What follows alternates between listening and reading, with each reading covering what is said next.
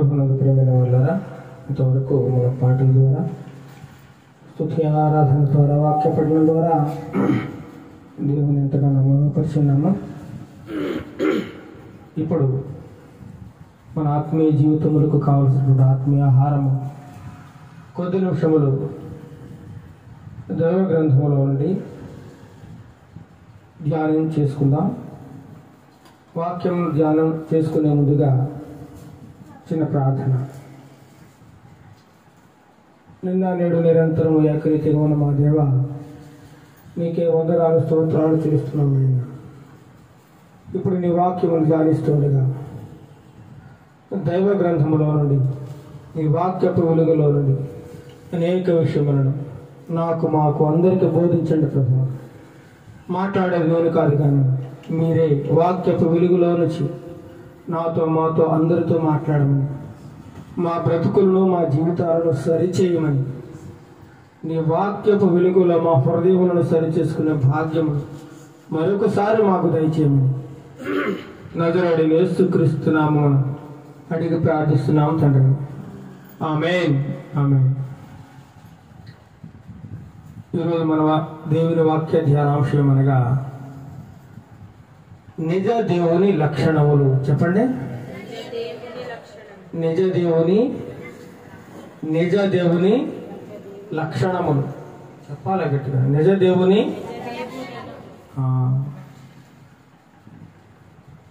దేవుని యొక్క లక్షణములు ఎలా ఉంటాయి? దేవుడు ఉంటే అసలు ఎలా ఉంటాడు? దేవుని యొక్క విధి విధానాలు ఏమిటి? ఆయన లక్షణాలు ఎలా ఉంటాయి అనేటువంటి కొన్ని విషయాలను మనం వాక్యపు వెలుగులో వచ్చి ధ్యానం చేసుకుందాం. నిజ దేవుని లక్షణాలు. నిజమైన దేవుడు ఎలా ఉంటాడు? ఒకవేళ ఉంటే ఆయన ఎలాంటి లక్షణాలను కలిగి ఉంటాడు? ఆ దేవాది దేవుని యొక్క ఉద్దేశాలు ఏ విధంగా ఉంటాయి? ఏ విధమైన ఉద్దేశాలను కలిగి ఉంటాడు? అసలు దేవుడు ఉన్నాడా? దేవుడు లేకుండా మరి సృష్టి ఎలా వచ్చింది? మనిషి ఎలా రూపించబడ్డాడు? మానవుడు ఈ సృష్టిని తెలుసుకోగలుగుతున్నాడా అనేటువంటి కొన్ని విషయాలు మనం ధ్యానం చేద్దాం. దేవుడు ఉన్నాడు కాబట్టి ఈ సృష్టి ఉంది, ఈ జీవరాశి ఉంది, మనుషులమైన మానవులు మనము జీవించి ఉన్నాం. ఇది చాలు కదా దేవుడు ఉన్నాడు అని సాక్ష్యం చెప్పడానికి. ఈ ప్రకృతిని అడిగితే చెబుతుంది దేవుడు ఉన్నాడని. సమస్త జీవరాశిని అడిగితే చెబుతుంది దేవుడు ఉన్నాడని. మరి మానవుడు ఈ సృష్టిని తెలుసుకోగలుగుతున్నాడు, కానీ ఈ సృష్టిని చేసినటువంటి దేవుని తెలుసుకోలేకపోతా ఉన్నాడు. దేవుని మానవుడు ఈ సృష్టిని ఎంతవరకు తెలుసుకున్నాడు అంటే కేవలము 10% మాత్రమే ఇప్పటి వరకు మానవుడు ఈ సృష్టిలో ఉన్నటువంటి సృష్టి యావత్తును 10% మాత్రమే తెలుసుకోగలిగినాడు. ఇంకా మానవుడు తెలుసుకోవాల్సిందట 90% మిగిలి ఉందట. సృష్టిని అర్థం చేసుకోవాలంటే, సృష్టిని గురించి పరిశోధనలు చేయాలంటే ఇంకా 90% ఇంకా మిగిలిపోయే ఉందట.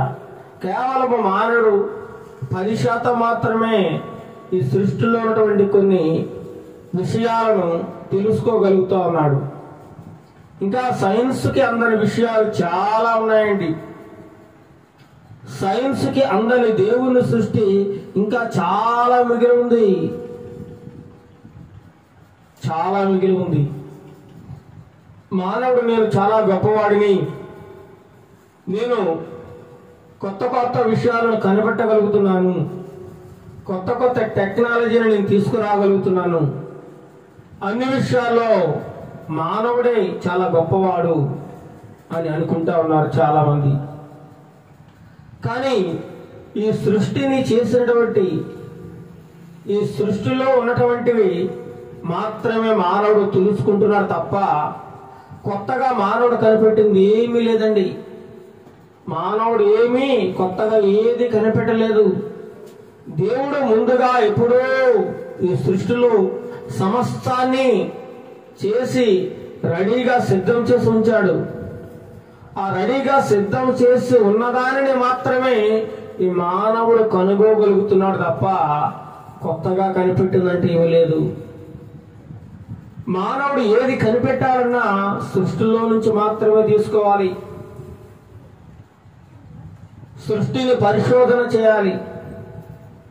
ప్రతి ఒక్కటి కూడా సమస్తం సృష్టిలో ఉంది. మరి సృష్టిని చేసింది ఎవరయ్యా అంటే దేవాది దేవుడు, ఉన్నతమైన దేవుడు, సర్వజ్ఞాని, నిరంతరము యుగయుగములు ఉండే దేవుడు ఈ సృష్టిని తయారు చేశాడు. సృష్టిలో సమస్త జీవరాశిని తయారు చేశాడు. చివరిగా మానవుడిని కూడా తయారు చేసి సృష్టిలో పెట్టి సృష్టిలో ఉన్న వాటిని అనుభవించమన్నాడు, తెలుసుకోమన్నాడు, దీవించి ఆశీర్వదింపబడమన్నాడు, అభివృద్ధి చెందమన్నాడు మానవుణ్ణి. అయితే ఈ మానవులు ఏం చేస్తా ఉన్నారు? రకరకాల తంత్రములను కల్పించుకొని తమ ఇష్టానుసారముగా జీవిస్తూ ఉన్నారు. ఈరోజు మనం చూసినట్లయితే రోజుకో దేవుడు పుట్టుకొస్తా ఉన్నాడు. రోజుకో దేవుడు, రోజుకో దేవుడు. కొందరైతే మహానుభావులను, మనుషులను, ఋషులను దేవుళ్ళగా భావిస్తూ ఉన్నారు. మనుషులను దేవుళ్ళు చేసేస్తా ఉన్నారు. మనుషులే ఈనాడు ప్రజల చేత దేవుళ్ళుగా పూజింపబడుతూ ఆరాధించబడుతూ ఉన్నారు. అంతే తప్ప నిజ దేవుని గురించి కానీ, ఈ సకల సృష్టిని, సకల జీవరాశిని, మానవుడిని నిర్మించినటువంటి దేవాది దేవుని గురించి ఎప్పుడైనా ఆలోచించాడా మానవుడు? నిజానికి దేవుడు లేకపోతే ఈ సృష్టి లేదు, ఈ మానవుడే లేడు అనే సంగతిని ఎప్పుడైనా గ్రహించగలగాడా? దేవుని గురించి, ఆయన శక్తిని గురించి, ఆయన గుణ లక్షణాలను గురించి ఎప్పుడైనా మానవుడు ఆలోచించాడా? తన ఇష్టానుసారముగా తన ఊహకు ఏది వస్తే, తను ఏది చేయాలనుకుంటే అది చేస్తున్నాడు తప్ప సృష్టిని గురించి ఆలోచించే తత్వం లేదు మానవుడికి. సృష్టిని చేసింది ఖచ్చితంగా దేవుడే.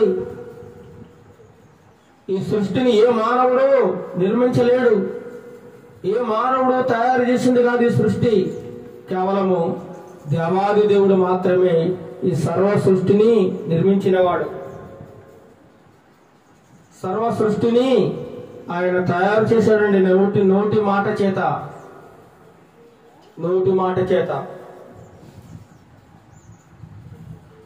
మాట చేత సమస్తమును కలుగు చేసినవాడు. చివరిగా తన స్వహస్తాలతో, తన రూపములో, తన పోలికలో, దేవాది దేవుని రూపములో మనిషిని నిర్మాణం చేశాడండి.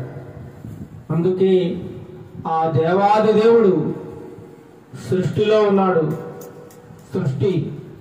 సృష్టిని కలుగు చేస్తున్నవాడు దేవుడే కాబట్టి సృష్టి సాక్ష్యం ఇస్తుంది. సూర్య చంద్రుడు సాక్ష్యం ఇస్తా ఉన్నారు. సకల జీవరాశి సాక్ష్యం ఇస్తుంది. దేవాది దేవుడే మమ్మల్ని కలుగు చేశాడని.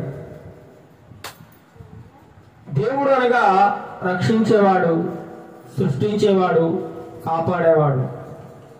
మనిషి మరణిస్తే నిత్య జీవాన్ని ఇచ్చి మోక్ష మార్గాన్ని చూపేవాడు కూడా ఎవరండి? మోక్ష మార్గం చూపేవాడు ఎవరు? దేవుడే. చాలా మంది నాడు దేవుడు లేడు అంటున్నారు. దేవుడు లేడని ఎవరనుకుంటారు? దేవుడు లేడు అని ఎవరు అనుకుంటారో చూద్దామా? దైవ గ్రంథం చూడండి. చాలా మంది నాస్తికులు దేవుడు లేడు, దేవుడుంటే ఇలా ఎందుకు జరుగుతుంది, దేవుడుంటే అలా ఎందుకు జరుగుతుంది, దేవుడుంటే మనకి ఇన్ని కష్టాలు ఎందుకు, దేవుడుంటే ఇన్ని బాధలు ఎందుకు, దేవుడుంటే ఇన్ని ఉపద్రవాలు ఎందుకు అని చాలా మంది దేవుడు లేడని నమ్ముతా ఉన్నారు. చాలా మంది వారి దృష్టిలో దేవుడే లేడు, దేవుడు లేడు, దెయ్యము లేదు, ఏదీ లేదు. మానవుడి అన్నిటికంటే గొప్పవాడు, మానవుడికి అతీతమైన శక్తులున్నాయి, మానవుడు ఏదైనా సాధించగలడు అని దేవుడు లేడనే వారు నమ్ముతూ ఉన్నారు. మరి దేవుడు లేడనే వారు ఎలాంటి వారు అనేది దేవుడు జీవ గ్రంథములో వాయించున్నాడు. కీర్తన గ్రంథము 14వ అధ్యాయము మొదటి చరణం చదవండి. 14వ కీర్తన భాగము. దేవుడు లేడని బుద్ధిహీనులు తమ హృదయములో అనుకుందురు. దేవుడు లేని ఎవడనుకుంటాడట? బుద్ధిహీనుడు. దేవుడు లేడు అని అంటే వాడికి బుద్ధి లేదు, వాడికి జ్ఞానం లేదు, వాడికి వివేచన శక్తి లేదు, అసలు వాడు మనిషే కాడు. దేవుడు నిర్మించిన మనిషి ఏమంటున్నాడు ఈ రోజున? దేవుడు లేడు అనే స్థాయికి వచ్చేసాడండి. కొంతకాలానికి సైన్స్ టెక్నాలజీ అభివృద్ధి చెందుకున్నదంట, దేవుని అవసరం లేకుండా చేసేస్తారట. దేవుని అవసరమే లేదట మానవుడికి. సమస్తమును మానవుడే తయారు చేసుకోగలడు, దేవునితో మాకు పని లేదు అంటున్నారు. రాబో కాలంలో దేవుని అవసరమే మాకు లేదు, దేవుడు మాకు అవసరం లేదు, దేవుడు మాకు అక్కర్లేదు అనే స్థాయికి మానవుడు వెళ్ళిపోతా ఉన్నాడు. ఇందుకీ మానవుడు ఇంతగా అభివృద్ధి చెందినా వాడికి ఏమి లేదట? బుద్ధి లేదు. అందుచేతనే దేవుడు లేడు అని తన హృదయంలో అనుకుంటా ఉన్నాడు. బుద్ధిహీనుడు, అజ్ఞాని, మూర్ఖ స్వభావం గలవాడు.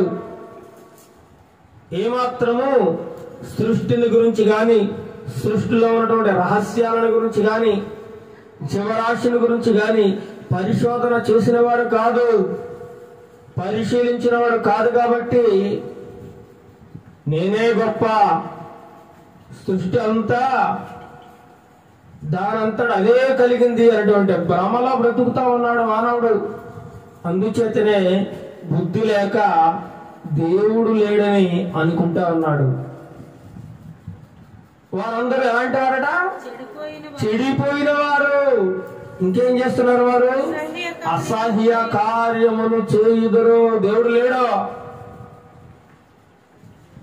నిజమే, చాలా మంది దేవుడు లేడు అని తమ ఇష్టానుసారంగా బ్రతికేస్తా ఉన్నారు. చాలా దుర్మార్గమైన పనులు చేస్తా ఉన్నారు, అన్యాయమైన పనులు చేస్తా ఉన్నారు, అక్రమంగా జీవిస్తూ ఉన్నారు. ఏమాత్రం భయం లేదు, భక్తి లేదు. అయ్యో నేను తప్పు చేస్తున్నాను అన్నటువంటి బాధ కూడా లేదు. హాయిగా మానభంగాలు చేస్తూ ఉన్నారు, హత్యలు చేస్తూ ఉన్నారు, దోపిడీలు చేస్తూ ఉన్నారు, దుర్మార్గమైన పనులు ఎన్నో ఎన్నో ఎన్నో చేసేస్తా ఉన్నారు. ఏమాత్రం భయం లేదు. వారు చెడిపోయిన వారు కాబట్టి వారు ఇలాంటి పనులు చేస్తారు, అసహ్యకరమైన పనులు చేస్తారట, అసహ్యకరమైన కార్యములు చేస్తారు. దేవుడు లేడనే దుర్మార్గులు, బుద్ధిహీనులు, అవివేకులు.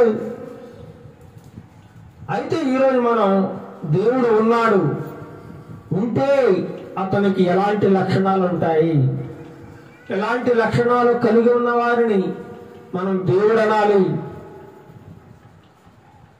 ఎలాంటి స్వభావం కలిగిన వాడు, దేవునికి ఎలాంటి స్వభావం ఉంటుంది, దేవునికి ఎలాంటి గుణాలు లక్షణాలు ఉంటాయి అనేటువంటివి మనం తెలుసుకుందాం ఈరోజు.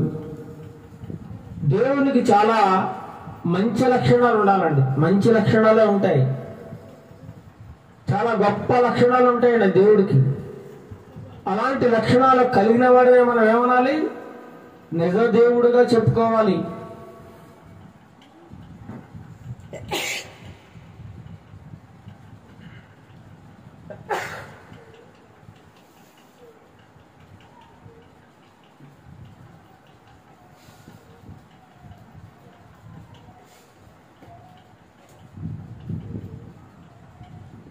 దేవుడు అనేవాడు ఎలా ఉంటాడంటే, దేవుడు అనేవాడు సృష్టించేవాడై ఉండాలి.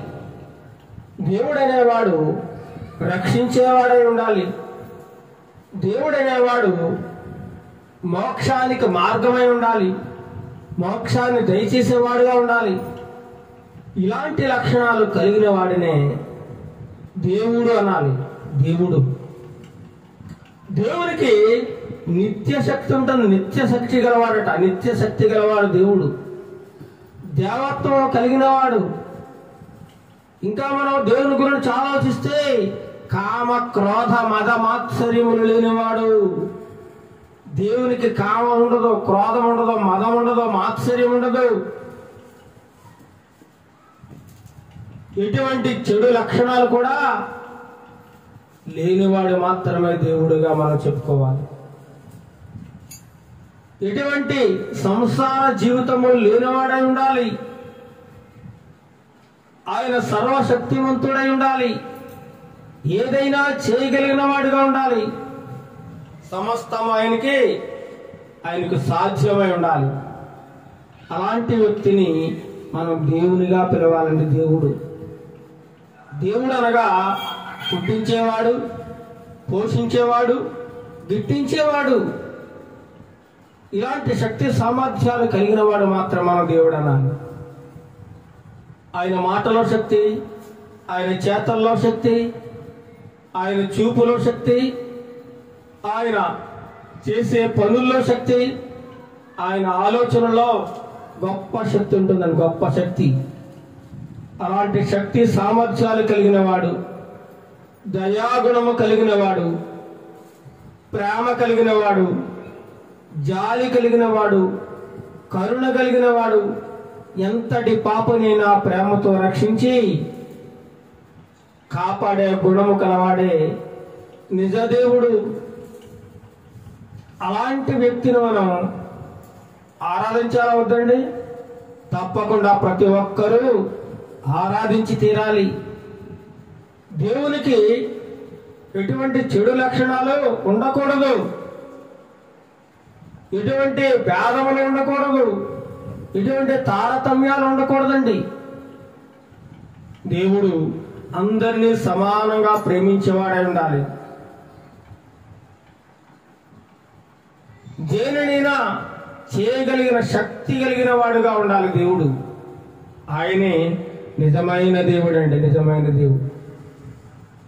మనం ఆలోచించినట్లయితే ఈ భూమి లేనప్పుడు భూమిని కలుగు చేసిన వాడు, సూర్యచంద్ర నక్షత్రములు లేనప్పుడు సూర్యచంద్రులను నిర్మించిన వాడు, సకల సృష్టి ఈ ప్రకృతి యావత్తు లేనప్పుడు సమస్తమును కలుగు చేసిన వాడు ఆయనే.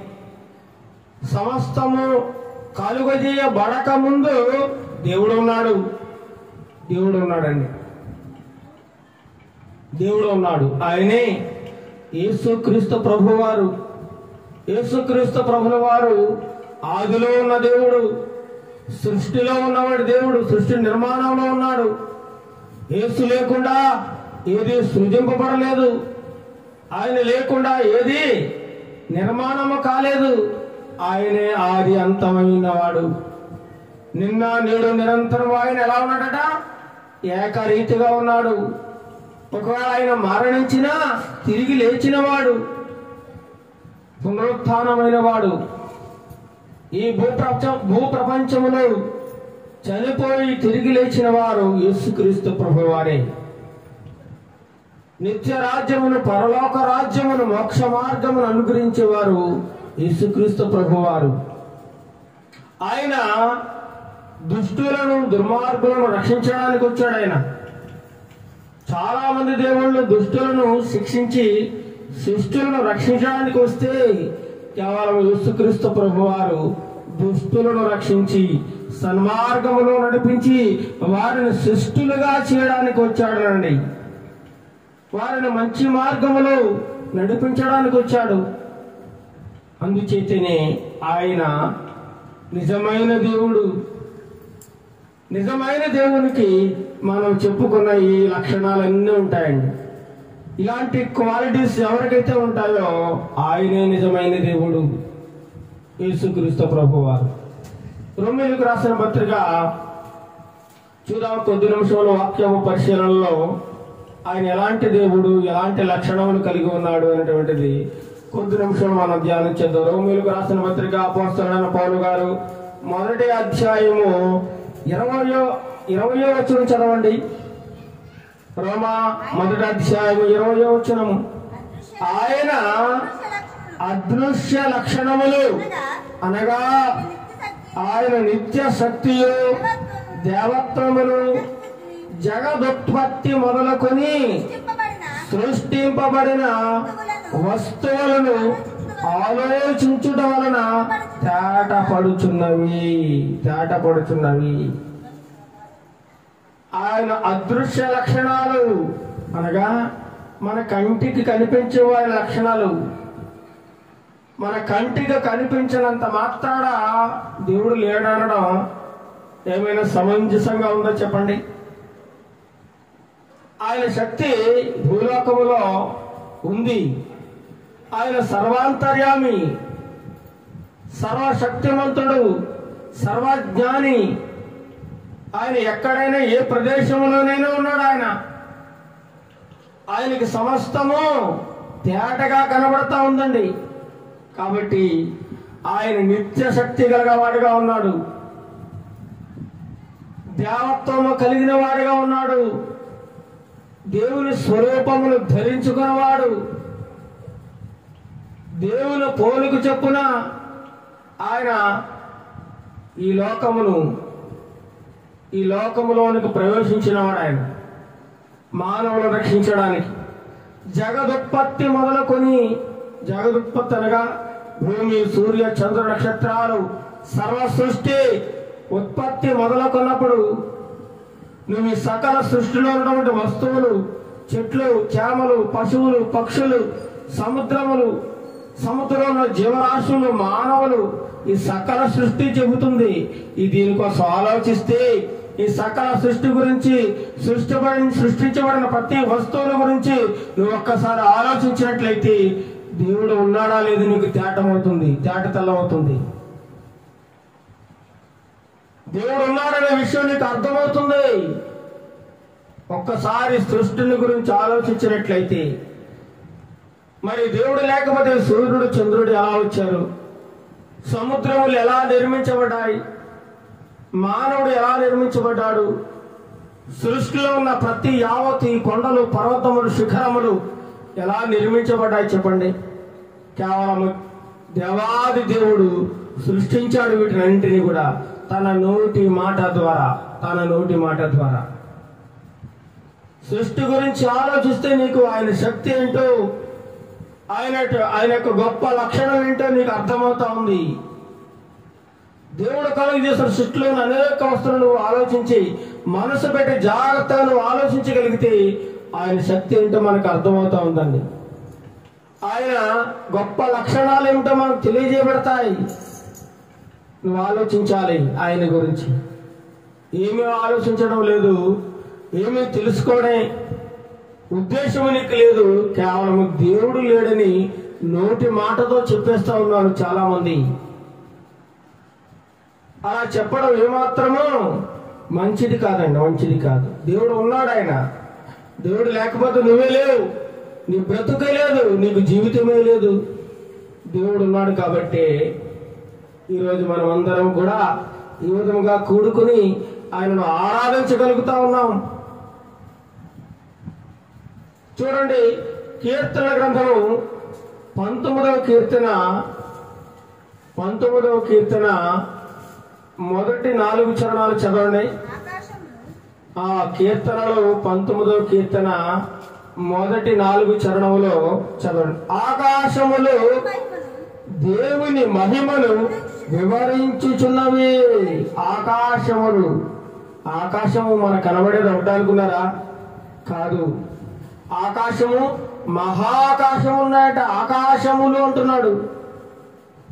ఆకాశములు దేవుని మహిమను వివరించుచున్నవి. ఇంకా అంతరిక్షము ఆయన చేతి పనిని ప్రచురపరచుచున్నది. దేవుడు పగటిని ఏలడానికి సూర్యుడిని నిర్మాణం చేశాడు 12 గంటలు. రాత్రిని ఏలడానికి, రాత్రి సమయాల్లో వెలుగవడానికి ఎవరిని నిర్మాణం చేశాడు? చంద్రుని. అంతరిక్షంలో నక్షత్రములను, కాలములను, వాటి వాటి స్థానములలో వాటిని ప్రవేశపెట్టాడండి. అవి ఒక దేవుని మాట ప్రకారముగా, దేవుని ఆజ్ఞ ప్రకారముగా అవి పనిచేస్తా ఉన్నాయి, దేవునికి లోబడతా ఉన్నాయి. అందుచేతనే ఆకాశములు దేవుని మహిమను వివరిస్తా ఉన్నాయి. చూడండి, ఈరోజు వర్షం పడతా ఉంది. ఎలా పడతా ఉంది? సముద్రంలో ఉన్నటువంటి నీరు, చెరువులలో ఉన్నటువంటి నీరు ఆవిరిగా మారి పైకి వెళ్ళిపోతా ఉంది. మేఘములుగా ఏర్పడతా ఉంది. ఆ మేఘములను దేవుడు చల్లబరుస్తూ ఉన్నాడు. వర్షములను తగిన కాలములో దయచేస్తా ఉన్నాడు. తగిన కాలములో ఏ గ్రహము కూడా దేవుని ఆజ్ఞ లేకుండా అది పని చేయదు. ఎప్పుడు ఏది పని చేయదు. ఈరోజు మనం అంతరిక్షంలో ఒక మానవుడు వెళ్ళి అక్కడ పరిశోధనలు ఇప్పుడు చేయగలుగుతా ఉన్నాడు. కానీ దేవుడు సృష్టి నిర్మాణంలోనే అన్ని ఏర్పాటు చేశాడు. గెలాక్సీలో ఏముండాలో, సౌర కుటుంబంలో ఏముండాలో, అంతరిక్షంలో ఏ గ్రహాలు ఉండాలి, వాడు చేసే పనితీరు అంతా దేవుడు ఒక క్రమ పద్ధతిలో నిర్మించాడు. క్రమ పద్ధతిలో నువ్వు దాని గురించి ఆలోచించగలిగినట్లయితే దేవుని యొక్క శక్తి ఏమిటో నువ్వు తెలుసుకోగలుగుతావు. అంతరిక్షము ఆయన చేతి పని అటది. చేతి పని. ఆకాశం దేవుని మహిమను వివరిస్తా ఉంది. తర్వాత పగటికి పగలు బోధ చేయుచున్నది. ఏంటి బోధ చేస్తున్న పగలు? ఈ పగలను ఏర్పాటు చేసింది ఎవరు? దేవుడు. చీకటిని వెలుగును వేరుపరిచింది ఎవరు? దేవుడు. ఆకాశంలో భూమిని కలుగు చేసింది ఎవరు? దేవుడు. సముద్రం అందరి జలరాశిని కలుగు చేసింది ఎవరు? దేవుడు. సకల సృష్టి నిర్మాణకుడు ఎవరు? దేవుడు. ఆయన గురించి నువ్వు ఆలోచించాలి. మనసు పెట్టి ఆలోచించు. మనసు పెట్టి ఆలోచిస్తే ఆయన శక్తి ఏమిటో నీకు తెలియజేస్తుంది. రాత్రికి రాత్రి జ్ఞానము తెలుపుచున్నది. వాటికి ఏం లేదట? భాష లేదు, మాటలు లేవు, వాటి స్వరము వినబడదు. అయినా పని చేస్తున్నది. చెప్పండి, సూర్యుడు చంద్రుడు మాట్లాడుతున్నాడా? మాట్లాడడం లేదు మనతో. నక్షత్రాలు మాట్లాడుతున్నాయా? మాట్లాడడం లేదు. అయినా వాటి పని చేస్తా ఉన్నాయి. వాటికి స్వరం వినబడదు, కానీ దేవుడి మాట వింటా ఉన్నాయి. దేవుని మాట, దేవుని ఆజ్ఞకు లోబడతా ఉన్నాయి. వాటి కొలనువులు భూమి అంతటా వ్యాపించి ఉన్నది.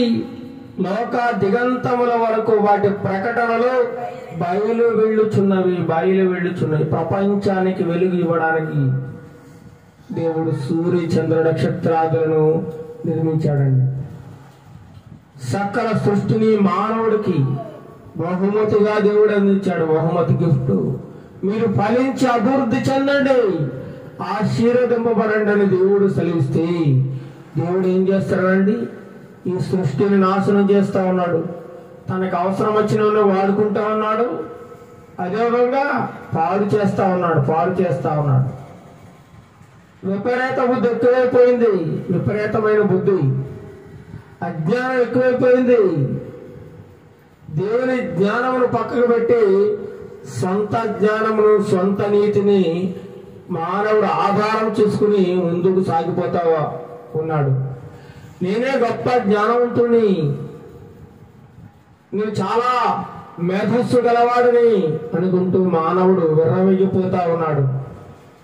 కానీ ఈ సృష్టిని గురించి కేవలం 10% మాత్రమే మానవుడికి తెలుసు. ఇంకా తెలుసుకోవాల్సింది 90% ఉందండి. 90%. మానవుడు ఏదైనా ఒక వస్తువును కనిపెట్టగలిగితే ఎందులోంచి తీసుకోగలుగుతున్నాడు ఈ మానవుడు? దేవుడు సృష్టించిన సృష్టిలో ఉన్నటువంటి పదార్థాలను ఉపయోగించి వస్తువును తయారు చేయగలుగుతున్నాడు తప్ప సొంతంగా ఎక్కడి నుంచో మానవుడు తీసుకురావట్లేదు. దేవుడు కలుగు చేసిన దానిలోంచి మానవుడు వాటిని ఉపయోగించుకొని నేను అది కనిపెట్టాను, ఇది కనిపెట్టానని చాలా గొప్పగా చెప్పుకుంటా ఉన్నాడు. కానీ దేవుని శక్తి మానవుని ఊహకు అందనిదండి. మానవ ఊహకు అందదు. అపోస్తలుల కార్యములు చూడండి, ఆయన ఎలాంటి శక్తి కలిగిన వాడు. అపోస్తలుల కార్యములు 14వ అధ్యాయము 17వ వచనం చదవండి. అపోస్తలుల కార్యములు 14వ అధ్యాయము 17వ వచనంలో, అపోస్తలుల కార్యములు 14వ అధ్యాయము 17వ వచనం, అయినను ఆయన ఆకాశము నుండి మీకు వర్షమును ఫలవంతములైన ఋతువులను దయచేయుచు ఆహారమును అనుగ్రహించుచు ఉల్లాసముతో మీరు హృదయములను నింపుచు మేలు చేయుట చేత తన్ను గూర్చి సాక్ష్యము లేకుండా చేయలేదని బిగ్గరగా చెప్పి ఆయన ఆకాశం నుండి ఏం చేస్తున్నాడు? మీకు వర్షము ఎప్పుడు కావాలో ఆ వర్షం పడే కాలంలో ఏం చేస్తున్నాడు? వర్షమును ఇస్తున్నా ఉన్నాడు. ఫలవంతమైన ఋతువులను దయచేస్తా ఉన్నాడు. ఏ ఋతువులో ఎలా ఉండాలో అటువంటి వాతావరణంలో దేవుడు మనకు దయచేస్తా ఉన్నాడు. అంతేకాకుండా సరైన కాలంలో మనకి ఆహారమును దయచేస్తా ఉన్నాడు. మన హృదయాలని సంతోషముతో ఆనందముతో నింపుతా ఉన్నాడు. నిత్యము మనకు మేలు చేయాలని ఆ దేవాది దేవుడు పరితపిస్తూ ఉన్నాడటండి. పరితపిస్తూ మేలు చేయాలని, మానవుడు సంతోషంగా ఉండాలని, ఆరోగ్యంగా ఉండాలని, బాగుగా ఉండాలని, దేవుని మాటకు లోబడి జీవించాలని ఆయన నిత్యము మనిషి గురించి ఆలోచిస్తా ఉన్నాడండి. మానవుని గురించి ఆలోచించినంతగా ఇంకెవ్వరూ ఆలోచించరండి. దేవుడు మన పట్ల అంత బాధ్యత కలిగిన వాడిగా ఉన్నాడు. ఏ కాలంలో మానవునికి ఏది కావాలో అది ఇస్తా ఉన్నాడు. మన హృదయాలను సంతోషంగా ఉంచాలని, మనకు ఆహారం ఎప్పుడు కావాలప్పుడు దయచేస్తూ, ఎప్పుడు కావాలప్పుడు వర్షమునిస్తూ, చక్కని కాలములను ఋతువులను దేవుడు మనకు ఉచితముగా అనుగ్రహిస్తా ఉన్నాడండి. ఈ ప్రకృతిలో గాలి ఉంది. గాలి, ఈ గాలిని మనం ఏమైనా కొనుక్కుంటున్నామో చెప్పండి? దేవుడిచ్చిన స్వచ్ఛమైన గాలిని పీల్చుకుంటా ఉన్నాం. మరి ఈ గాలిని మానవుడు ఏం చేస్తున్నాడు? కలుషితం చేస్తా ఉన్నాడు, పాడు చేస్తా ఉన్నాడు. దేవుడు మంచి ఆహారాన్ని పండిస్తా ఉంటే ఈ మానవుడు ఆహారాన్ని కూడా కలుషితం చేస్తా ఉన్నాడు. దేవుడు స్వచ్ఛమైన నీటిని మనకు అనుగ్రహిస్తే నీటిని కూడా కలుషితం చేస్తా ఉన్నాడు. దేవుడు నిర్మించిన దానిని మానవుడు పాడు చేస్తా ఉన్నాడండి. పాడు చేస్తా ఉన్నాడు. ఆయన సర్వశక్తి గల దేవుడు. ఆయనకు ఆది అంతము లేదు. ఏదైనా చేయగలడు, ఏదైనా చేయగలడు. అందుచేతనే ఆయన మనిషికి కావలసినవన్నిటిని కూడా ముందుగానే సృష్టిలో నిర్మించి ఏదైతే కావాలో మానవుడికి సమస్తాన్ని కలుగు చేసి అప్పుడు మానవుని దయచేశాడండి. మానవుని నిర్మించాడు. సమస్తాన్ని కలుగు చేసిన తర్వాత 6 దినములు ఈ సృష్టిని చేసిన తర్వాత 6వ రోజున మనిషిని దేవుడు నిర్మించాడు. ఇవన్నీ అనుభవించమని, సంతోషంగా ఆనందంగా గడపమని, అంతే తప్ప సృష్టిని నాశనం చేయమని కాదు, ప్రకృతిని పాడు చేయమని కాదు, తన ఇష్టానుసారంగా జీవించమని కాదు, దేవునికి నచ్చినట్లుగా బ్రతకమని దేవుడు మనిషి లోకానికి పంపించాడు.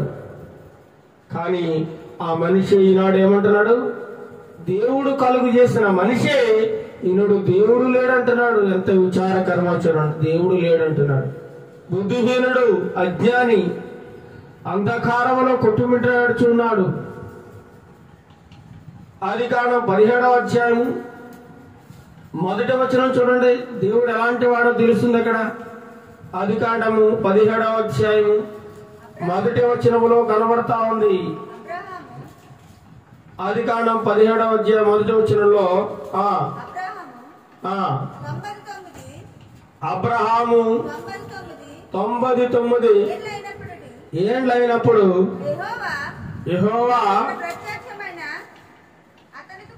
అతనికి ప్రత్యక్షమై, అబ్రహాముకు 99 సంవత్సరాల వయసులో దేవుడు ప్రత్యక్షమై ఈ మాట మాట్లాడుతా ఉన్నాడు. ఏమని? నేను సర్వశక్తి గల దేవుడును. దేవుడు ఎలాంటి వాడు తెలుసా? సర్వశక్తి గల దేవుడు. నువ్వు దేవుని శక్తిని చాలా తక్కువగా అంచనా వేస్తున్నావేమో, దేవుడిని చాలా చులకనగా చూస్తున్నావేమో. దేవుడు ఏమీ చేయలేడు కదా, చేయడు కదా, దేవుడు చూడడు కదా అని నువ్వు అనుకుంటా ఉన్నావేమో. సమస్తమును ఆయన పరిశీలన చేస్తా ఉన్నాడు. ఎందుకంటే ఆయన సర్వశక్తి గల దేవుడు. అబ్రహాముతో చెబుతాం, నేను సర్వశక్తి గల దేవుడు. ఇంకా చూడండి 18వ అధ్యాయము 14వ వచనంలో కూడా ఇంకో మాట మాట్లాడుతూ ఉన్నాడు. 14వ వచనంలో యెహోవాకు అసాధ్యమైనది ఏదైనా ఉన్నదా? శారాకి గర్భము లేనప్పుడు చెబుతా ఉన్నాడు, ఈ మీదటికి నేను మళ్ళీ వస్తాను, మళ్ళీ వచ్చే సమయానికి నీకు ఒక పండంటి కుమారుడు పుడతాడని చెప్పినాడు. వాళ్ళు ఏం చేస్తున్నారు? ఆవిడ నవ్వింది. ఏంటి, నేను ముసలిదాని 90 సంవత్సరాలు అయిపోయాయి, ఇక నాకు ఈ వయసులో పిల్లలేంటి, దేవుడు అలా మాట్లాడతలే అనుకున్నది. నవ్విందట, నమ్మలేదు వెంటనే. అప్పుడు దేవుడు అంటున్నాడు యెహోవాకు అసాధ్యమైనది ఏదైనా ఉందా? దేవునికి అసాధ్యమైనది ఏది లేదు. నీ పరిస్థితి ఎలాంటిదైనా సరే, నీ సమస్య ఎలాంటిదైనా సరే, నువ్వు ఎటువంటి పరిస్థితుల్లో ఉన్నా, ఎటువంటి ఇబ్బందికర పరిస్థితుల్లో ఉన్నా, ఎటువంటి అపాయంలో ఉన్నా, నీ సమస్య ఆయన దృష్టిలో చాలా చిన్నది, చాలా చిన్నది. దానిని పరిష్కరించడం ఆయనకి ఎంతో సమయం కాదు. ఎందుకంటే ఆయనకి అసాధ్యమైనది ఏదీ లేదు. శారాతో మాట్లాడుతున్నాడు, నాకు అసాధ్యమైనది ఏదైనా ఉందా? ఎందుకు నువ్వు నమ్మడం లేదు? మరలా వచ్చి ఈ సంవత్సరానికి నీ కౌగుట్లో కుమారుడు ఉంటాడని చెప్పినప్పుడు ఎందుకు నవ్వుతున్నావు అని దేవుడు అడిగాడు. దేవునికి అసాధ్యమైనది ఏది లేదండి. దేవుడు నిన్న నేడు నిరంతరము ఏకరీతిగా ఉన్న దేవుడు. యెషయా గ్రంథము 40వ అధ్యాయము ఈరోజు మనము దేవుని యొక్క గుణ లక్షణములు, నిజ దేవుని యొక్క గుణ లక్షణముల గురించి మనం తెలుసుకోగలుగుతున్నాం. ఆయన శక్తి ఎలాంటిదో, ఆయన ఎలాంటి శక్తి కలిగిన వాడో మనం ఈరోజు తెలుసుకోగలుగుతున్నాం. యెషయా గ్రంథము 40వ అధ్యాయము 21-22 వచనం చూడండి. మీకు తెలియదా? మీరు వినలేదా? మొదటి నుండి ఎవరు మీతో చెప్పలేదా? యెషయా గ్రంథం 40వ అధ్యాయం 21 మీకు తెలియదా? మీరు వినలేదా? మొదటి నుండి ఎవరు మీతో చెప్పలేదా? ప్రశ్నిస్తున్నాడు దేవుడు. భూమిని స్థాపించుటను బట్టి మీరు దాన్ని గ్రహింపలేదా? ఏమనుకుంటున్నావు? మీకు ఎవరు చెప్పలేదా దేవుడి గురించి? ఆయన శక్తి గురించి నీకు ఎవరో చెప్పలేదా? ఎంతకాలం నువ్వు తెలుసుకోకుండా ఉంటావు ఆయన మహా గొప్ప దేవుడని, యుగ యుగములు జీవించి ఉన్నాడని, సర్వశక్తి గల దేవుడని నీకు ఎవరు చెప్పలేదా? అడుగుతున్నాడు. మీకు తెలియదా? మీరు వినలేదా? మొదటి నుండి ఎవరు మీతో చెప్పలేదా? చదవండి. భూమిని స్థాపించుటను బట్టి మీరు దాన్ని గ్రహించలేదా? ఈ భూమిని స్థాపించిన దేవుడు. చాలా మంది భూమి నాది, ఆ భూమి నాది, ఈ భూమి. ఒక 500 ఎకరాలు సంపాదించుకున్నాడు ఒక ఆయన. 1000 ఎకరాలు సంపాదించుకున్నాడు. ఏంటి సంపాదించుకున్నాడు? ఎవరిదే ఈ భూమి? ఏమన్నా తయారు చేశాడు ఎవడైనా? చెప్పండి, ఎవరన్నా తయారు చేశాడా? పోతే వాడు పుట్టుకతో ఏమన్నా తయారు చేశాడా? వాడు తాత ముత్తతలు ఏమన్నా ఈ భూమిని తయారు చేశారా? ఈ భూమి నాది, ఈ ఎకరాలు నాది, ఈ పుట్ట నాది, ఈ ఆస్తి నాది. ఎవడు తయారు చేశాడండి ఈ భూమి? దేవుడు సృష్టించిన భూమిని మానవుడు ఏం చేస్తున్నాడు? ఇది నాది అంటున్నాడు, నాది అంటున్నాడు. భూమిని స్థాపించింది దేవుడు. దానిని బట్టే నీకు తెలియాలి, ఈ భూమిని దేవుడు నాకు బహుమతిగా ఇచ్చాడు, గిఫ్ట్గా ఇచ్చాడు. నేను ఉన్నంతకాలం దీని మీద హాయిగా బ్రతికి సంతోషంగా జీవించి మళ్ళీ నా వెనకటి తరానికి అప్పగించి నేను వెళ్ళిపోవాలి.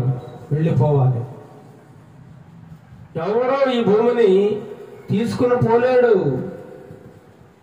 ఎవరితో కూడా ఇది రాదు. అందుచేతనే ఈ భూలోకంలో మీరు ఆస్తిని సంపాదించుకోవద్దు అంటున్నాడు దేవుడు. భూపుట్టలు సంపాదించుకోవద్దు, ఆస్తి అంతస్తులు సంపాదించుకోవద్దు. ఏది మీతో రాదు. ఎందుకంటే ఈ భూమిని స్థాపించింది నేను. ఈ భూమి ఏ ఒక్కరి సొత్తు కాదు అంటున్నాడు. చదవండి 22వ వచనం. ఆయన భూమండలం మీద ఆసీనుడై ఉన్నాడు. ఈ భూమి అంతటి మీదట ఆయన కూర్చుని ఉన్నాడు. భూమి ఎందుకంటే ఆయన పాదపీఠము. భూమి ఏంటట? భూమి ఆయన పాదపీఠ. భూమి అంతా కలిపితే ఆయన కాళ్ళకి పీఠతో సమానం, ఆయన పీఠ. మరి ఆకాశం ఆయన సింహాసనం అట. ఆకాశమేమో ఆయన సింహాసనము, భూమికి ఆయనకు పాదములు పెట్టుకుని ఒక పీట. ఆయన దృష్టిలో ఒక పీట అంతా ఈ భూమి.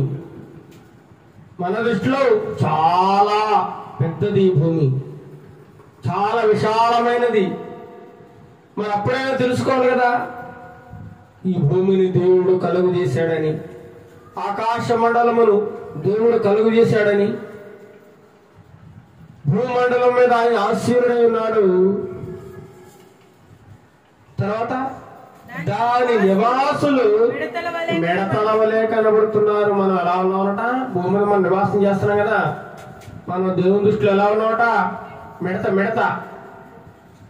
ఎంత ఉంటది? చాలా చిన్నది, చిన్న పురుగు. అలా కనబడతా ఉన్నాం మనం భూమి మీద. దేవుడు సెలవిస్తా ఉన్నాడు, ఈ భూమి మీద నివసించే నివాసులు మిడతల వలె కనబడుతున్నారు ఆయన దృష్టికి. ఈ భూమి మీద నివసించే జనులు, మానవులు మిడతల వలె ఆయన దృష్టి కనబడతా ఉన్నారండి. అలాంటిది ఈ మానవుడే విర్రవీగుతా ఉన్నాడు. ఇది నాది, అది నాది, ఇది నాది. ఏది నీది కాదు. చివరికి ఎవరో నీతో రారు అనేటువంటి సత్యాన్ని మర్చిపోతా ఉన్నారు. ఇప్పటికైనా కళ్ళు తెరుచుకో మానవుడా, ఇప్పటికైనా ఆలోచించు. దేవుని యొక్క శక్తి ఏమిటో, దేవుని యొక్క మంచి లక్షణములు ఏంటో, ఆ నిజ దేవుని యొక్క లక్షణాలు ఎలా ఉంటాయో ఎవరు నిజమైన దేవుడు గ్రహించు. ఎవరు? మీకు తెలివి లేదా? మీరు వినలేదా? మొదటి నుండి ఎవరు మీతో చెప్పలేదా? భూమిని స్థాపించడాన్ని బట్టి మీరు దాన్ని గ్రహించలేదా? ఎందుకంటే నేను భూమండలం మీద ఆసీనుడై ఉన్నాను.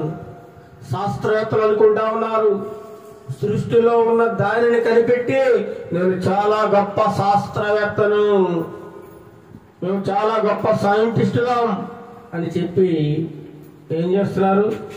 ప్రభుత్వం చేత ఎన్నో అవార్డులు పొందుకుంటా ఉన్నారు, ఎన్నో రివార్డులు కూడా పొందుకుంటా ఉన్నారు. కానీ సృష్టిని నిర్మించిన దేవుని గురించి ఆలోచించడం మానేశాడు ఈ మానవుడు. అయ్యో, నేను ఈ సృష్టిలోనిది మాత్రమే, ఆల్రెడీ కలిగి ఉన్న దానిని మాత్రమే నేను తెలుసుకోగలుగుతున్నాను తప్ప అసలు ఈ కలిగిన దానికి కారణం ఎవరు, దీనిని నిర్మించింది ఎవరు అనే విషయాన్ని ఈ శాస్త్రవేత్తలు ఆలోచించలేకపోతా ఉన్నారు.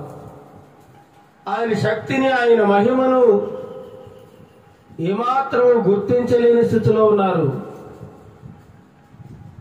ఆయన మహా గొప్ప జ్ఞానవంతుడు, మహా గొప్ప శిల్పకారుడు, మహా గొప్ప నిర్మాణకుడు. ఆయనే సర్వమునకు ఆధారభూతుడు. ఆయన ద్వారా మాత్రమే సమస్తము కలిగిందండి. సమస్తము కూడా ఆయన ద్వారా మాత్రమే కలిగింది. చూద్దాము ఆ మాట కూడా. కీర్తన గ్రంథము 24వ అధ్యాయము, కీర్తన గ్రంథము 24వ కీర్తన మొదటి చరణం చదవండి. 24వ కీర్తన భాగము మొదటి చరణం. భూమియు దాని సంపూర్ణతయు, లోకమును దాని నివాసులను యెహోవావే. ఎవరేట? భూమి దాని మొదల సమస్తము కూడా నాది అంటున్నాడు. లోకములో ఉన్న నివాసులందరూ కూడా ఎవరై? దేవునివే. దేవునివే. నీకు పిచ్చి కాకపోతే ఇది నాది అది నాది అంటావా? అసలు పిచ్చోడివి.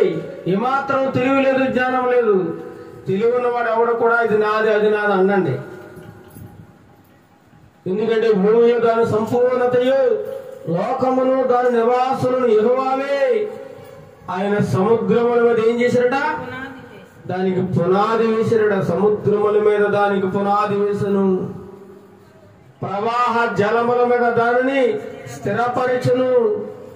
ఈ లోకమంతా ఈ భూమి నిర్మించక ముందు దేనితో ఆవరించిందండి?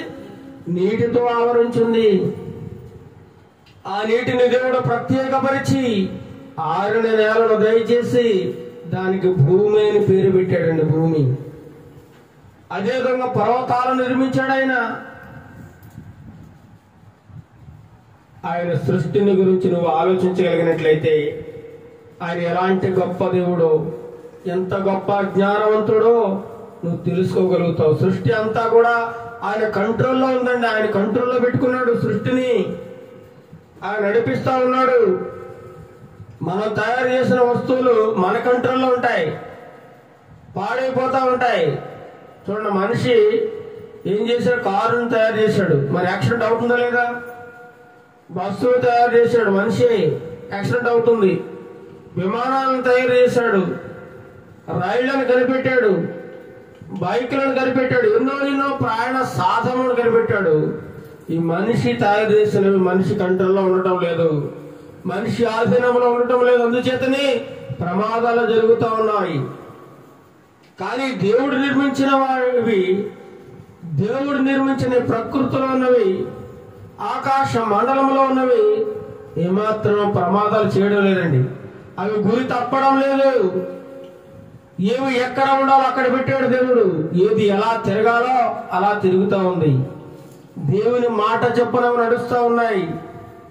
ఈ లోకంలో మనిషి నడిపించేవి ప్రమాదాలకు గురవుతావేమో, కానీ దేవుడు నడిపించేవి సృష్టిలో ప్రమాదాలు జరగవండి. ఎప్పుడు కూడా సూర్యుడు చంద్రుడు గుద్దుకున్నట్టు ఎక్కడా లేదు, నక్షత్రాలు సూర్యుడు కలిసి కొట్టుకున్నట్లు ఎక్కడా లేదు. అవన్నీ కూడా దేవుని యొక్క స్వాధీనంలో ఉన్నాయి. దేవుని మాట వింటున్నాయి. సృష్టిలో ఉన్న ప్రతి వస్తువు కూడా దేవుని మాటకు లోబడతా ఉన్నాయి. ఒక్క మనిషి తప్ప.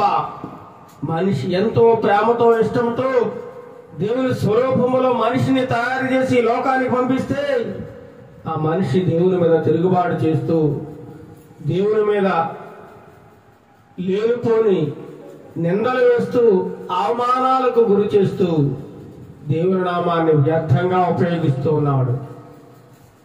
ఈ మానవుడు సృష్టిలో ఉన్నది ఏది, దేవుడు కలుగ చేసింది ఏది వాడకుండా ఏది సృష్టించలేడండి. ఏది కొత్తగా ఇది తయారు చేసే అవకాశం మానవుడికి లేదు. మనిషి ఏది తయారు చేయాలన్నా దేవుడు చేసిన సృష్టి మీద ఆధారపడాల్సిందే. అందుకే ఆయన ఎలాంటి వాడు? సర్వశక్తిమంతుడు. దేవుడు సర్వశక్తిమంతుడు. ఆయన గొప్ప లక్షణాల్లో సర్వశక్తి ఇమిడి ఉంది, దైవశక్తి ఇమిడి ఉంది. ఆయన సర్వజ్ఞాని, అన్నీ ఎరిగినవాడు, అన్నీ తెలిసినవాడు. చూద్దాం ఆయన ఎలాంటి జ్ఞానం. 139వ కీర్తన 139వ కీర్తన 1 నుండి 9 వచనాలు చూసినట్లయితే ఆయన ఎలాంటి వాడో, ఆయన జ్ఞానం ఏమిటో మనకి తేటగా తెలుస్తా ఉంది. యెహోవా, నీవు నన్ను పరిశోధించి తెలుసుకొని ఉన్నావు. నేను కూర్చుండుట, నేను లేచుట నీకు తెలియను. నాకు తలంపు పుట్టక మునిపే నీవు నా మనస్సు గ్రహించుచున్నావు. నీకు ఇంకా ఆలోచన రాదు. నువ్వు తర్వాత సమయంలో తర్వాత నిమిషంలో ఏం చేస్తావో నీకు ఆలోచన రాదు.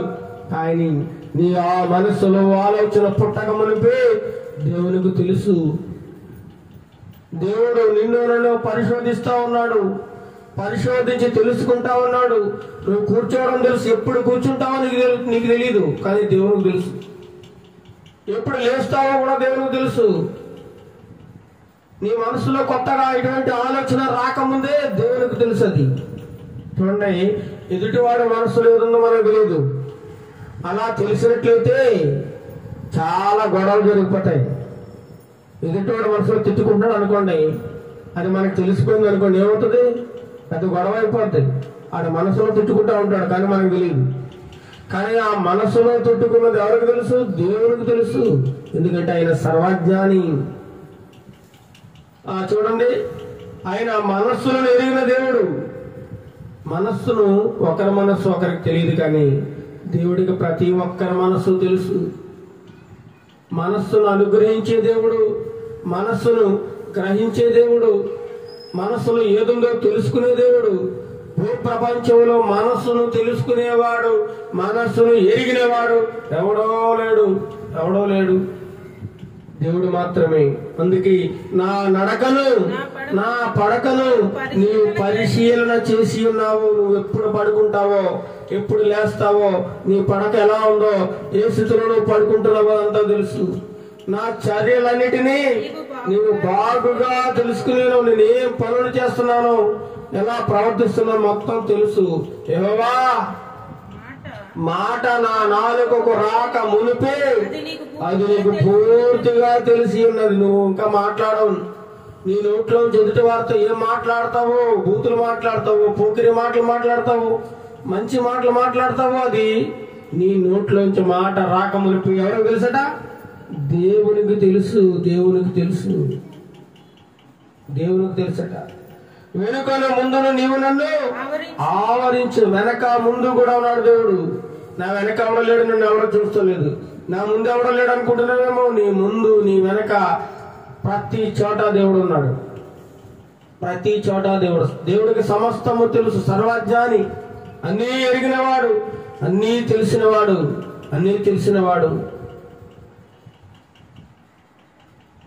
నీ ఆత్మయుద్ధుడు 7వ వచనంలో, నీ ఆత్మయుద్ధుడి నేను ఎక్కడికి పోదును, నీ సన్నిధుడు నేను ఎక్కడికి పారిపోదును. నేను ఆకాశమునికి ఎక్కినను, నీవు అక్కడనే ఉన్నావు. నేను పాతాళమును పండుకున్నాను, నువ్వు అక్కడనే ఉన్నావు. దేవుడు అన్ని చోట్ల ఉన్నాడండి, సర్వాంతర్యామి. నువ్వు ఆకాశానికి ఎక్కిపోయి దేవుడి దగ్గర నుంచి పారిపోవాలనుకుంటున్నావేమో, దేవుడి నుంచి తప్పించుకోవాలనుకుంటున్నావేమో. నువ్వెక్కడికి వెళ్తే అక్కడ ఉన్నాడు దేవుడు. ఆకాశంలోకి వెళ్తే ఆకాశంలో ఉన్నాడు.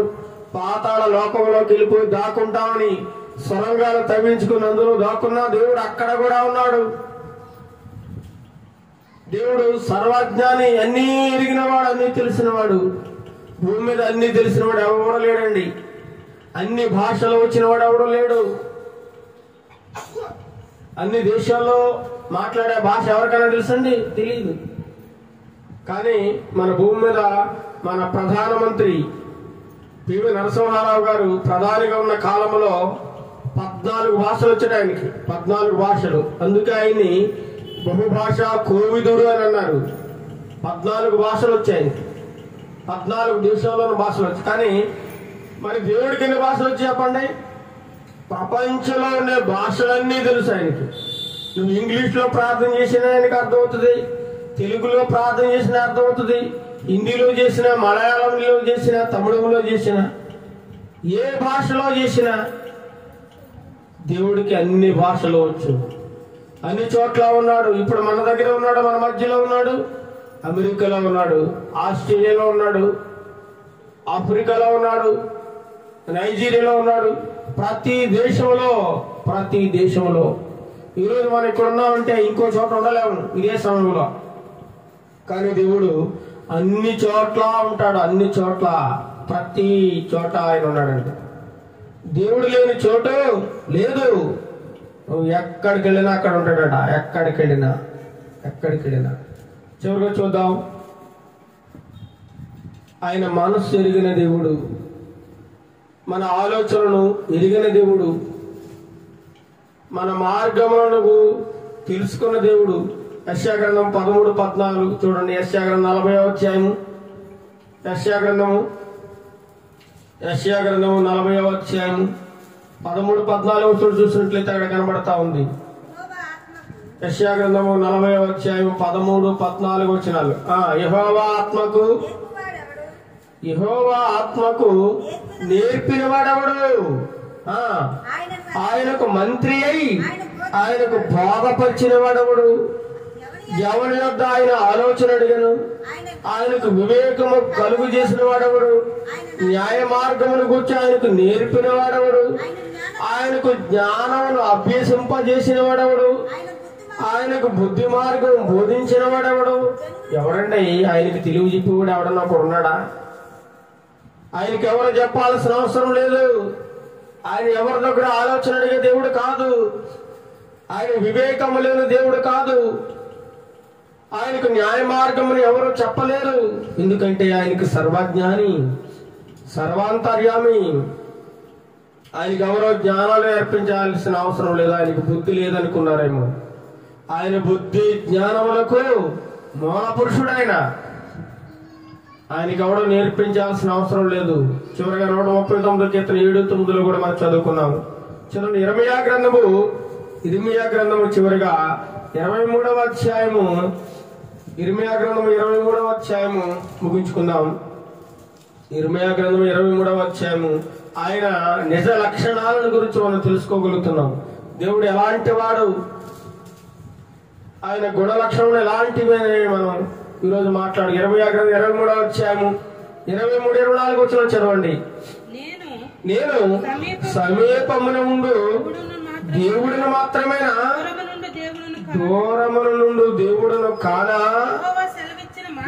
యెహోవా సెలవిచ్చిన మాట ఏదనగా, నాకు కనబడకుండా రహస్య స్థలములలో దాగలవాడెవడైనా కలడా? నేను భూమి ఆకాశములందంతటా ఉన్నవాడను కానా? ఇదే యెహోవా వాక్కు. దేవుడు మాట్లాడుతున్నాడు. నేను నీ దగ్గరే ఉన్నాను, కానీ నువ్వు ఏమనుకుంటున్నావు? దేవుడు నా దగ్గర లేడు, దూరంగా ఉన్నాడు అనుకుంటున్నావు. నేను సమీపంలో ఉండే దేవుడు అనుకున్నావా, లేదా దూరంలో ఉండే దేవుడు అనుకున్నావా? దగ్గరగానే ఉంటాను, దూరంగానే ఉంటాను. అలా కాకుండా నీకు కనబడకుండా రహస్య స్థలములలో, దేవునికి కనబడకుండా రహస్య స్థలంలో నువ్వు దాక్కున్నావేమో. అది మనుషులకు తెలియకపోవచ్చు, కానీ నువ్వు రహస్య స్థలములలో దాక్కున్న విషయము దేవుడు తేటగా కనబడుతుంది. ఆయనకు కనబడకుండా ఎక్కడ ఎవడో దాక్కోలేడు. ఎందుకంటే ఆయన భూమి ఆకాశములంతటా ఆయన కన్ను చూసేస్తా ఉంది. సీసీ కెమెరా ఎంతవరకు కనబడుతుందండి? దానికి ఎంతవరకు కెపాసిటీ ఉందో, ఎంతవరకు అది రిసీవ్ చేసుకోగలదు, అంతవరకు మాత్రమే అది లాగలదు. కానీ దేవుడు కొన్ని అలాంటి తెలుసా? ఈ భూమండలంలో ఉన్నటువంటి సీసీ కెమెరాలు ఏం పనిచేయవు.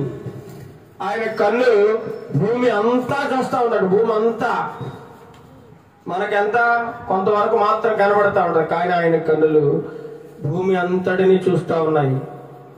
ప్రపంచ దేశాలను చూస్తా ఉన్నాయి. ఆయనకి ఏది మరుగుగా లేదు. నిన్న నేడు నిరంతరం ఏకరీతిగా ఉన్న దేవుడు ఆయన. అందుచేతనే ఆయన నిజ దేవుడు, ఆయన నిజమైన దేవుడని ఆయన లక్షణాలను బట్టి, ఇంతవరకు మనం చెప్పుకున్న దానిని బట్టి మనకు తేటగా అర్థమవుతా ఉంది. దేవుడు లేడని అనుకున్నవాడు బుద్ధిహీనుడు. 2వ దినవృత్తాంతముల గ్రంథము 2వ అధ్యాయము 6వ వచనం. 2వ దినవృత్తాంతముల గ్రంథము 2వ అధ్యాయము 6వ వచనం చదవండి. చివరిగా, ఆకాశములను మహాకాశములను ఆయనను పట్టజాలవటండి. ఇలాంటి గొప్ప దేవుడు చూడండి. ఆకాశం గాని మహాకాశం గాని ఆయన పట్టదా. దేవుడు చిన్నడు అనుకుంటున్నాం మేము, చాలా పెద్ద దేవుడు ఆయన. ఆకాశములను మహాకాశములను ఆయన పట్టజాలవు. ఆయనకు మందిరమును కట్టించుటకు చాలిన వాడవడు. ఆయన సన్నిధిని ఆయనకు మందిరమును కట్టించుటకైనను నేను ఏమాత్రపు వాడను అంటున్నాడు సొలొమోను. సొలొమోను చేత దేవుడు ఒక గొప్ప మందిరాన్ని కట్టించుకున్నాడు. ఈనాడు చాలా మంది మందిరాలు కడతా ఉన్నారు. మా మందిరంలో దేవుడు ఉన్నాడండి, మా మందిరంలోనే దేవుడు ఉన్నాడు, మా మందిరంలోనే దేవుడు పరిశుద్ధాత్మ కార్యాలు జరిగిస్తా ఉన్నాడని చాలా మంది అబద్ధపు మాటలు బోధిస్తా ఉన్నారు. అబద్ధపు మాటలు. ఆయనకి నువ్వు మందిరాన్ని కట్టి గుడి కట్టి ఆ గుడిలో పెట్టడం నీ సాధ్యమా చెప్పండి? మహాకాశములే ఆయనకి పట్టవు గాని నీవు కట్టించిన చిన్న మందిరము. సొలొమోను మహాజ్ఞానం ఒప్పేసుకుంటున్నాడు. నేను కట్టించే మందిరం ప్రభు నీకు ఏపాటిది, మహాకాశములే నువ్వు సరిపోవు నువ్వు కూర్చోవడానికి. అలాంటిది నేను కట్టించే మందిరము ఏపాటిది? నీకు మందిరం కట్టించడానికి నేను ఏపాటి వాడిని? నీకు ధూపం వేయడానికి నేను ఆ మందిరం ఎలాంటి మందిరం నేను కట్టాలి? నువ్వు గొప్ప దేవుడు కదా, గొప్ప దేవుడు. ఈనాడు సంఘాలలో చక్కని మందిరాలు కడతా ఉన్నారు సేవకులు. విశ్వాసులు కావాల్సిన అన్ని సదుపాయాలు ఏర్పాటు చేస్తా ఉన్నారు. కానీ ఆ మందిరాలలో ఎవరు లేరండి? దేవుడు లేడు, దేవుని ఆత్మ లేదు, దేవుని ఆత్మ లేదు. ఆయన మందిరం ఏంటో తెలుసా? ఆయన నిజ మందిరము నీ హృదయమే. ఆయన మనుషులు కట్టిన మందిరాల్లో నివాసం చేయడండి, హృదయము అనే మందిరంలో నివాసం చేయడానికి ఇష్టపడుతూ ఉన్నాడు. నీ హృదయంలో ఆయనకు చోటిస్తే చాలు, నీ హృదయంలోనికి ఆయన ఆహ్వానిస్తే చాలు. నీ హృదయంలో నివాసం చేయాలని ఇష్టపడతా ఉన్నాడు. నీతో నీ ఇంట్లో నీ గృహంలో ఉండాలని ఆయన ఎంతగానో ఆశపడతా ఉన్నాడు. నీ దేహం అనే ఆలయంలో దేవుడు నివాసం చేయాలని ఎంతగానో కోరుకుంటూ ఉన్నాడు తప్ప ఈ శృంగారమైన మందిరములలో, కోట్లు లక్షలు పెట్టి కట్టిన మందిరములలో నేను ఉండను అంటున్నాడు. హస్తకృతములైన ఆలయములలో నేను నివసింపనని దేవుడు స్పష్టంగా తెలియజేస్తా ఉన్నాడండి, స్పష్టంగా తెలియజేస్తా ఉన్నాడు. మరి నా మందిరంలో ఉన్నాడు, పెద్దాపురంలో ఉన్నాడు, రాజమండ్రిలో ఉన్నాడు, లేదా కలకత్తాలో ఉన్నాడు, ఇల్లు అనడం అవివేకం అండి, అజ్ఞానపు మాటలవి. దేవుడు సర్వాంతర్యామి. నువ్వు అడవిలోకి వెళ్ళి ప్రార్థన చేస్తే అడవిలో ఉన్నాడు దేవుడు. నువ్వు ఎక్కడైనా చిన్న వీధి చివర ప్రార్థన చేసి వీధిలో ఉన్నాడు, ఇంట్లో ప్రార్థన చేసి ఇంట్లో ఉన్నాడు, ఎక్కడ పడితే అక్కడ ఉన్నాడు. ఆయన సర్వాంతర్యామి. ఆయనకు గుడి కట్టి గుడిలో పెట్టి తాళం ఇస్తే ఉండే దేవుడు కాదు కాదు కాదు ఆయన. కాబట్టి ఆయన గొప్ప దేవుడు. మొదటిగా ఆయన 3 మాటలు మనం తెలుసుకోగలుగుతున్నాం. ఏంటంటే ఆయన సర్వశక్తిమంతుడు. చెప్పండి, సర్వశక్తిమంతుడు మొదటి. రెండవది సర్వజ్ఞాని. ఏంటిది? సర్వజ్ఞాని. మూడవది సర్వాంతర్యామి. దేవునికి ఉండే గొప్ప లక్షణములలో ఈ 3 చాలా ప్రాధాన్యమైనవి. దేవుడు సర్వశక్తిమంతుడు, సర్వజ్ఞాని, సర్వాంతర్యమైన దేవుడు. అందుచేతనే ఈరోజు మనం నిజ దేవుని యొక్క లక్షణాల గురించి తెలుసుకున్నాం. అలాంటి నిజ దేవుని నేను మనందరము కలిగి ఉండడం చాలా మనకు ధన్యత, గొప్ప భాగ్యము. ఈ లోకములు ఏది సంపాదించుకోకపోయినా పర్వాలేదు, ఎటువంటి ఆస్తులు, భూమి, బంగారం ఉన్నా లేకపోయినా పర్వాలేదు, ఆహారం ఉన్నా లేకపోయినా పర్వాలేదు, బట్టలు ఉన్నా లేకపోయినా పర్వాలేదు, కానీ ఆ దేవాది దేవుడు కానీ లేకపోతే నీకు తప్పదు నిత్య నరకము. ఆ నిత్య నరకము నుండి నువ్వు తప్పించబడాలంటే ఈరోజు ఆయనను రక్షకునిగా అంగీకరించాలి నీ హృదయంలో. ఆయన ఎవరిని బలవంతము చేయడం లేదు, ఎవరిష్టం వారిది. స్వచ్ఛందంగా ఆయన పిలుస్తా ఉన్నాడు.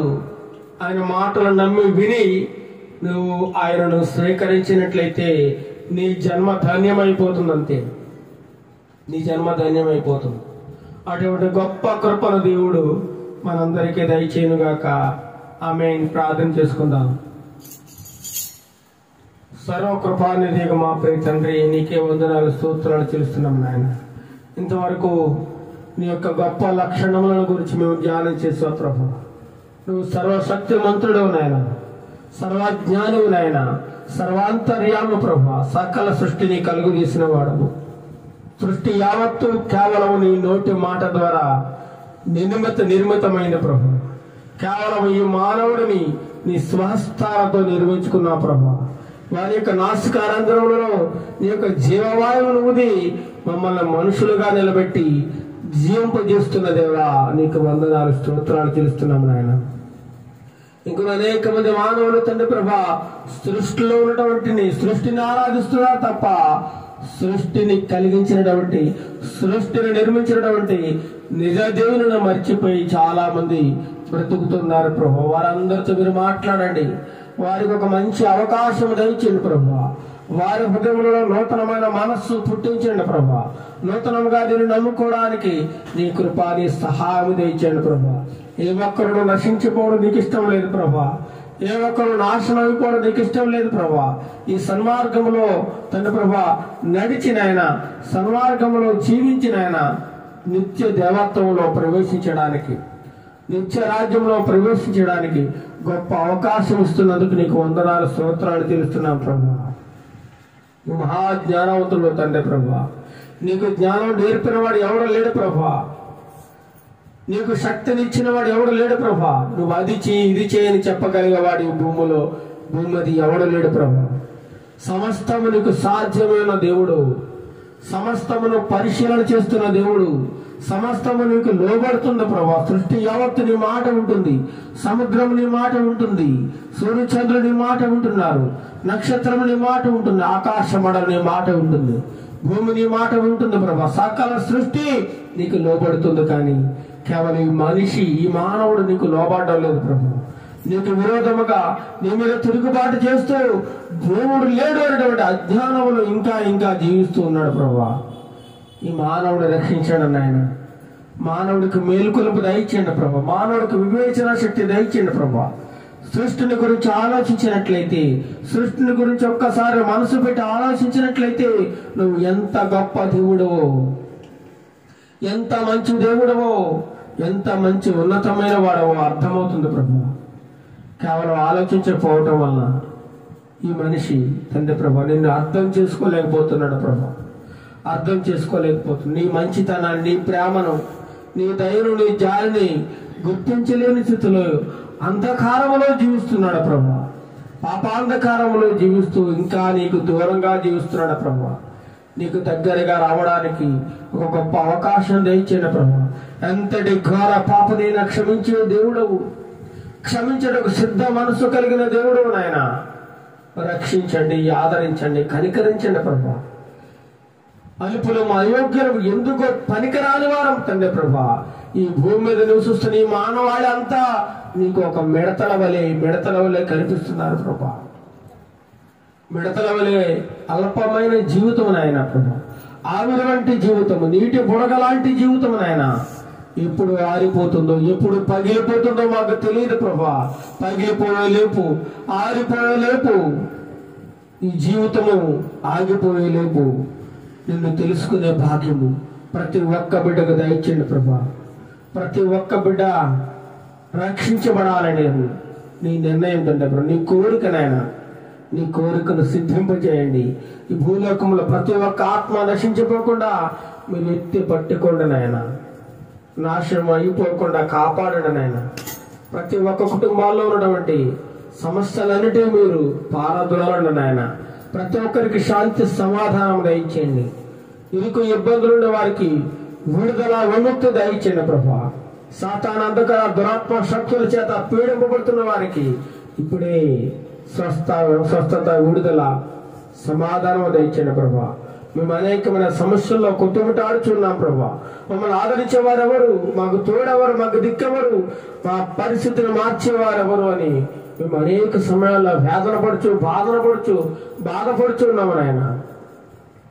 ఎంతో మదన పడుచున్నాము నాయన. మా వేదనను చూసే దేవుడు, మా పరిస్థితులను చూసే దేవుడు, సమస్తమును పరిశీలించి చక్కని పరిష్కార మార్గమును చూపే దేవుడు మీరే ప్రభువా. సమస్తము నీకు సాధ్యమే ప్రభువా.